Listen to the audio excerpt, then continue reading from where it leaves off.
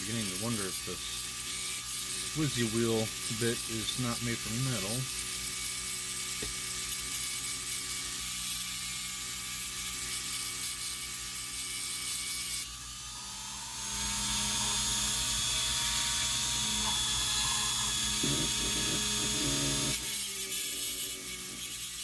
It's getting there.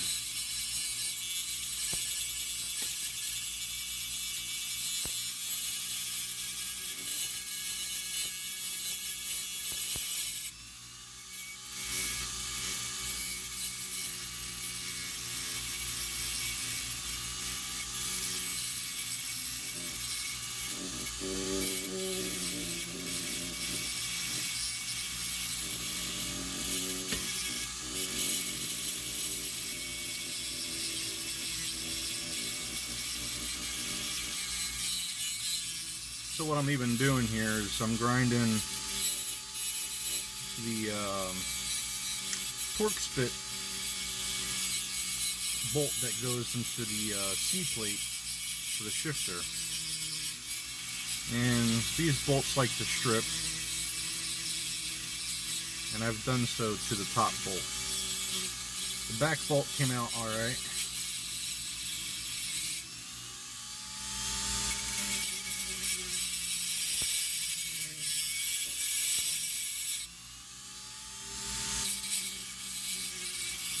I'm grinding what is effectively a flathead slot into the top of said bolt.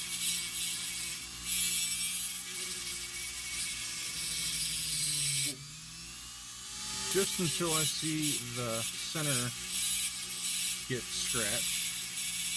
That way I know I've got as much purchase as I can get.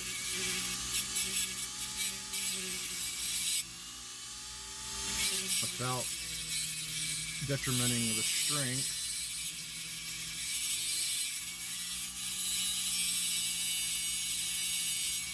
of the head to shaft of the bolt. The last thing I want is this thing to snap while I'm trying to turn it out. It's a metal on metal connection point. One of it's pot metal.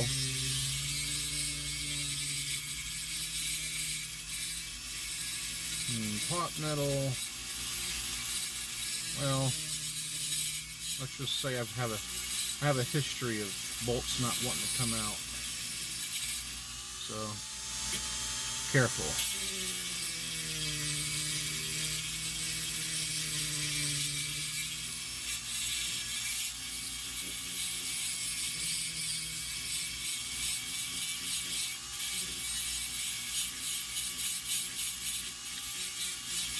But the benefit of using Phillips head in this is I get to use my impact driver. We're almost there. Which has only Phillips head and flathead bits. And when you don't have some, you don't have some. You gotta find a different way. And in automotive, you can get by pretty good using other methods as long as you achieve the same results. Results are how I would describe a clean install of, say, a replacement part. But the difference is you have to cut a bolt, drill out a bolt that's broken off, use an impact successfully on it before it strips out. There we go, we're starting to just barely touch the surface. Bottom out that side a little bit more. A little bit there. Okay.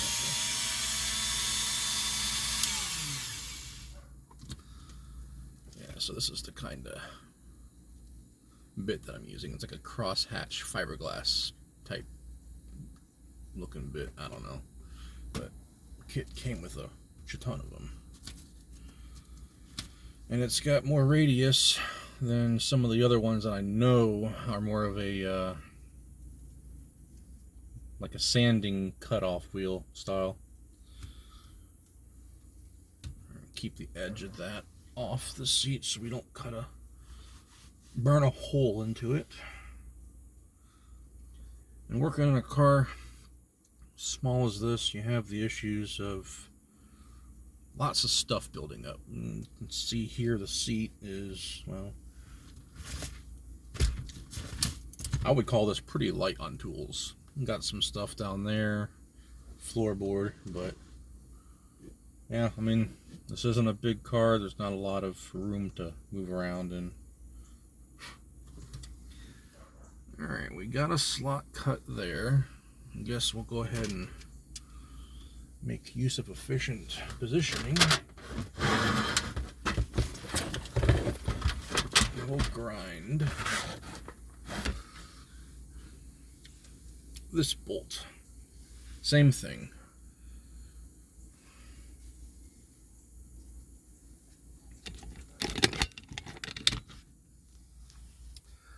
So there's the bolt there that we just cut a slot into. This was originally like a T20 or T25, somewhere in that range. And then we've got the side bolt here for what they seem to call first gear getter. I think it's a silly name. But we've got a whole bushing kit. We're going to go ahead and replace everything we have. We don't have a thing for this, but this also hasn't been causing me any issues, and when this is all said and done, this plate will be easier to remove since we've removed it once in the past. Previous jobs often make, actually I might be able to, nah. I was thinking, since we've already got this back bolt out, the only obstruction really to turning this whole plate is the friction between this top plate and the casting it's bolted to. If this wasn't sitting slightly above the bottom of the plate's lip, we could almost grab the whole C and turn it this way. We have the benefit of it being positioned to be able to go out the direction of lefty-loosey. So if I can't get this out, I do have another option as a last resort. Alright, we're going to go ahead and get that impact driver. We're going to whale on this, and it'll impact the force of the hammer and apply a twisting motion at the same time, giving you best chance to actually stay within the purchase you have. An impact driver is just doing what you could do, but with higher success. You could push down a screwdriver while you're turning it, but you only get so much force. So the impact driver is a very short application of downward force with twisting force. But the benefit is when you lose your downward force, you also lose your twisting force, which in turn makes for a better chance of not stripping the bolt. You have more attempts before you strip the bolt out. And, you know, more is always better in this type of situation. So we're going to go ahead and get that impact driver, and we'll be back in just a moment.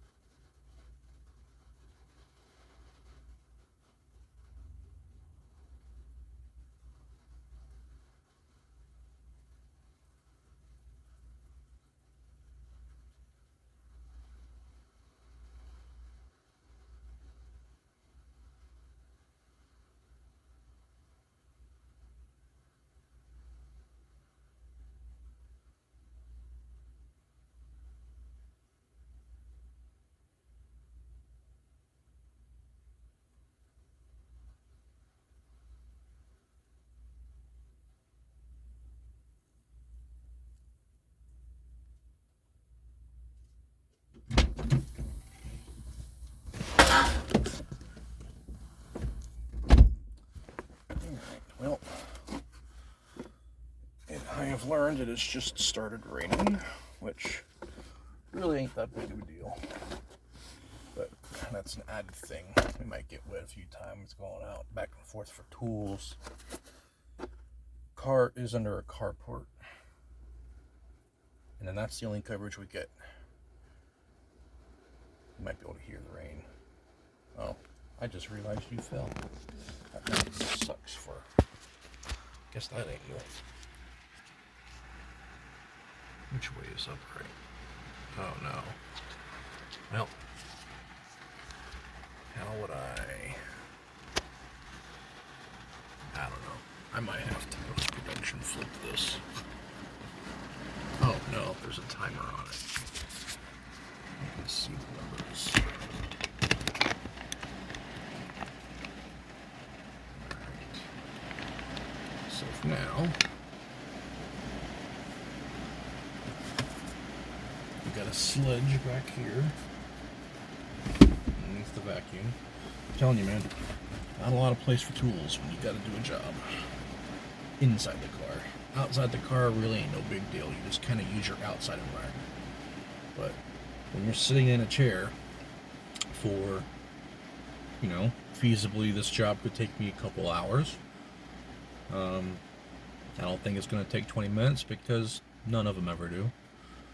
You know, probably feel bad for anyone who tries to put in any time in a shop. If you're getting paid per job and you're slow at your work, you're losing money. But I mean, if it says by the book it takes, you know, 3 hours for a job, and you've got a bolt that breaks, for example, that might be a couple day job. Working at a shop, you've got expedited delivery for a lot of stuff, but even then it still would take probably a second day. So then you gotta bust out tools for potentially drilling out using reverse drill bits, or hell, welding equipment for welding a nut to it and trying to weld a head back on and getting it out that way.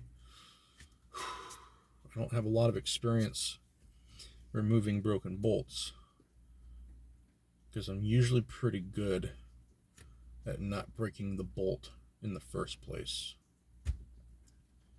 That might just come with experience, but theoretically, if everyone has to experience it, then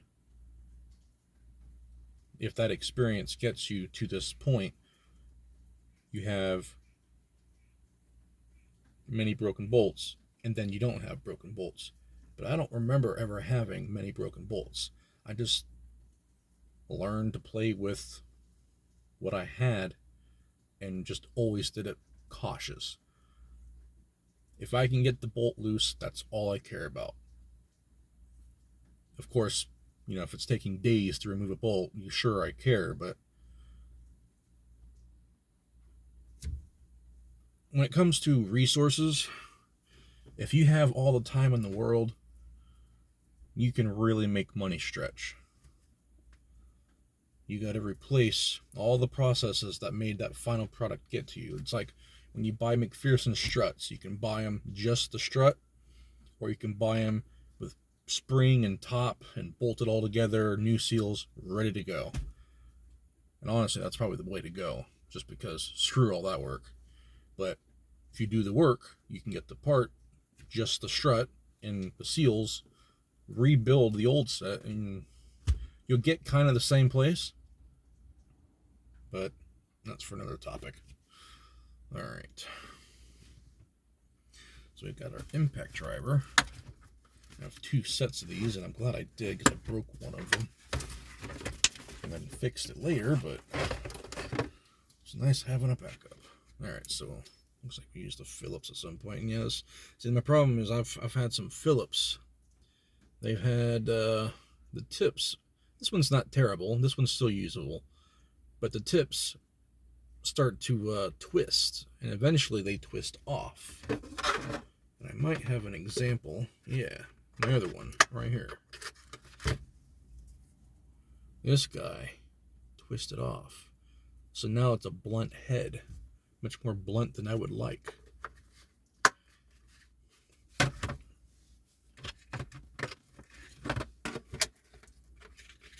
know there's two different Phillips head sizes, but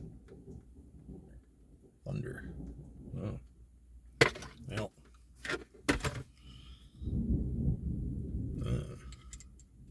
Wasn't planning for that. But I'll just take it by wearing the car. So we're good. Oh yeah, that feels good in that. Oh yeah, this will come out no problem. Alright, so then we take our sledge. Oh, I've already got it up here.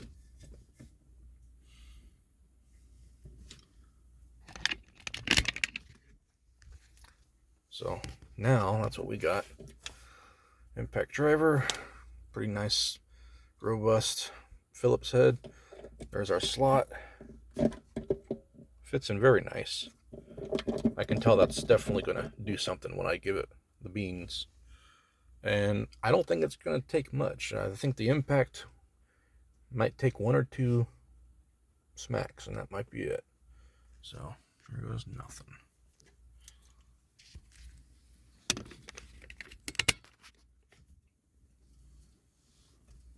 And then this is the sledge we're using. I think it's a 3-pounder.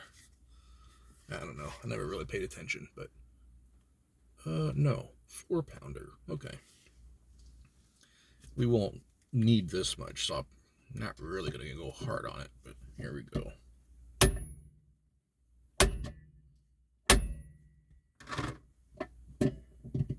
It did turn. Pretty certain it turned, but still too hard to do by hand. Yep, it's definitely turning. Good.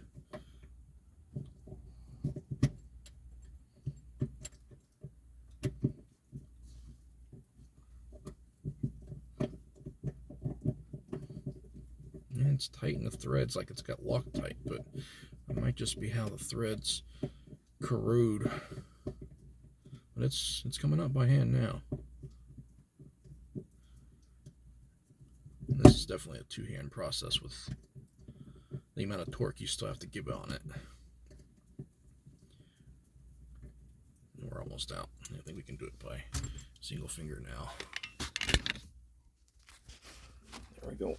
Yep, I can do it by hand now. Most of the way out, I'm pretty sure. Yep. One. Yep, there we go.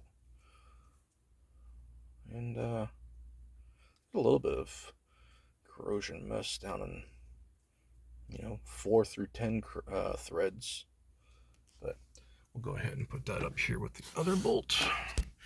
Now this plate should just come right off, so we'll put that up here upside down because there's some grease on it.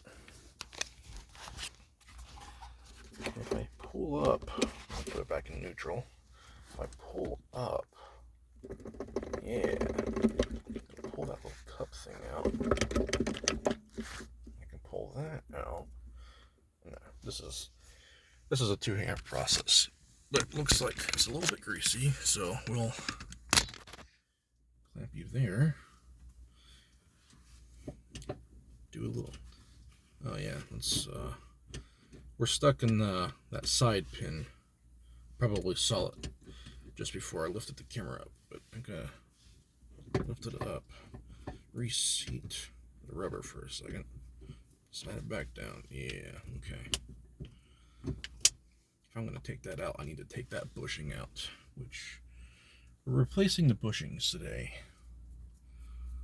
This fucking car brakes as soon as I fix something.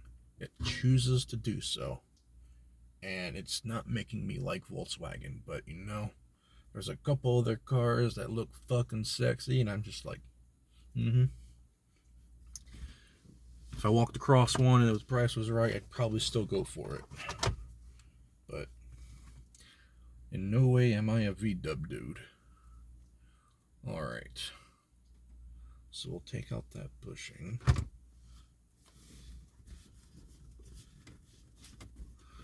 So at this point, we've worked with tools long enough, you can just reach behind you and know exactly what you're grabbing. That's exactly what I was grabbing. Alright. So, this is to get this bushing out. I'm certain the kit comes with a new one anyways, but we're going to be careful because that's just what we do. Using the picks to push on just the plastic. And I've had an issue where that plastic bushing here, this is the bushing we're removing right here, and to pull this up to get this out, because this won't come all the way out by itself, but we can pull this up just high enough to get this out. Get that out, we'll have a lot more room and whatnot to get tools in and out, because this is a very enclosed space. This is the bushing we are currently getting out, which is the bushing that rides along this shaft. This shaft is connected to this, which is ultimately connected to that. So we're going to get this bushing off, which will give us just enough room between this and the metal of this, and you'll be able to wiggle it out just to get some more height, because the whole point of this repair stems from, there's a bushing at the bottom of this that's a ball joint, so it's a pretty important bushing, and it attaches to the other shifter cable. You can access it two ways, one from underneath, but you got to drop the exhaust, heat shield, before you can get access to the other two bolts that they just, you can access this side and be okay, but then there's a couple more bolts down in here that are installed from the bottom up, and kind of makes it suck, but oh well, we'll get there. I think we'll do just fine with this method, because you could choose either method. This is the method I chose because, you know what, if it's not going to hurt the structural integrity of this, I'm not really worried about the hack way, because ultimately, working from here, I'm also more comfortable. I'm out of the mosquitoes. That's a great feeling right now. Looks like we got, I don't know, mosquitoes, just can't stand them. Anyways, go ahead and get this bushing out. I'll put you down so I can work on that.